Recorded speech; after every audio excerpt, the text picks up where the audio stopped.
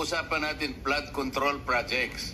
Tinatanong ka kanina, sabi mo, hindi ka pa nagkapag-umpisa ng flood control projects.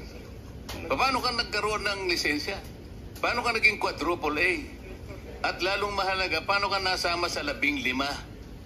Gumawa ka na ng flood control project. Gumawa na tayo ng flood control O project. ngayon, gumawa ka na naman.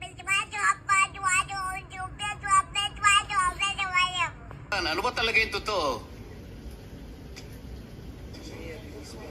Baka hindi ka makauwi sa araw na ito. Nagsisinungaling ka na naman eh. Ang sinabi ng Pangulo, kasama ka sa 15.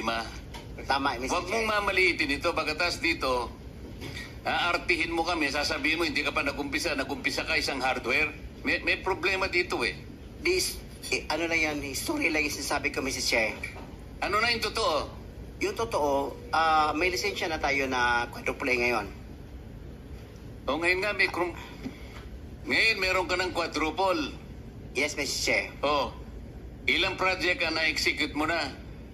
Marami na eh. O kanina sinabi mo, hindi ka pa nakapag-umpisa eh.